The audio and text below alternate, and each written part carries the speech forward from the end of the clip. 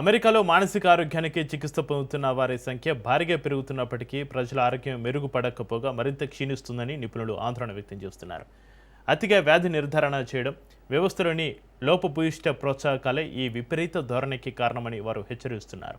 America Congress నిర్వహించిన ఒక ఉన్నత స్థాయి సమావేశంలో ఈ అంశంపైన చర్చ జరిగింది. గత 2 దశాబ్దాల్లో మానసిక ఆరోగ్య సంరక్షణ పొందుతున్న వారి సంఖ్య 27 మిలియన్ల నుంచి 60 మిలియన్లకు పెరిగిందని కాంగ్రెస్ సభ్యుడు గ్లెన్ గ్రోత్మాన్ తెలిపారు. అయినప్పటికీ డిప్రెషన్ రేట్లు చారిత్రక గరిష్టాలకు, ఆత్మహత్యల రేట్లు దశాబ్దాల నాటి స్థాయికి చేరుకున్నాయి.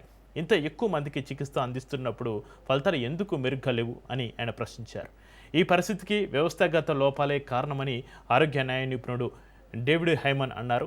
మనం సేవలకు డబ్బులు చెల్లిస్తున్నాం, ఫలితంగా సేవలు పొందుతున్నాం, అంతే తప్ప మెరుగైన మానసిక ఆరోగ్యానికి కాదు అని ఆయన స్పష్టం చేశారు. సాధారణ ఒత్తిడిని కూడా మానసిక రుగ్మతగా పరిగణిస్తూ అతిగా నిర్ధారణ చేస్తున్నారని మానసిక వైద్యురాలు సాలీ సాటెల్ తెలిపారు.